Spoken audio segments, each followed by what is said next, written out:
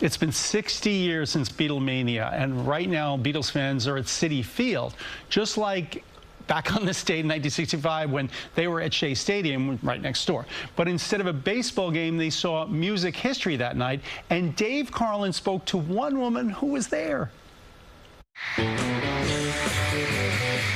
August 15th, 1965, and the Beatles made history in Queens. 8 days a week.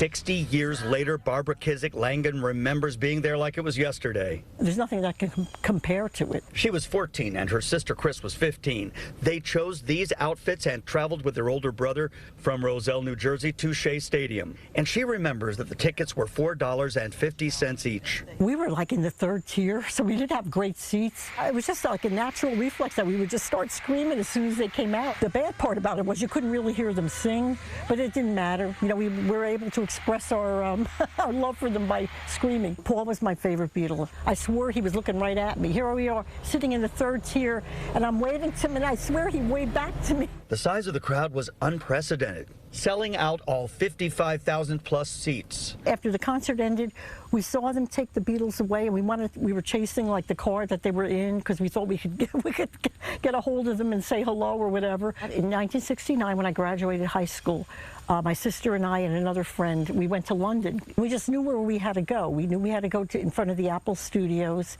They finally came out. Paul came out first, then George. So I got Paul's autograph and George's autograph. My whole life was the Beatles at that period, and it got me through a rough period of not quite fitting into the high school I went to. I still today can recognize them as great musicians. Their music still stands the test of time. And I'm glad I was part of it. Etched into history for the Beatles and for New York City when the Fab Four hit one out of the park, and fans and the music industry were never the same. Dave Carlin, CBS News, New York. Gotta love Barbara. Boy, was she lucky to see that. Anyway, and happening tonight at Citi Field, we were saying the Mets celebrated Beatles Night. It includes a special performance by Beatles tribute band, 1964. The tribute, that's what they're called. The fireworks show after the game will also feature Beatles music. And who cares if the Mets win or not? So you'll get the, well, no, we do care, but you know, that hasn't happened lately. We got a lot of news for classic rock fans this week. On Tuesday, we told you about Billy Joel relocating to Florida.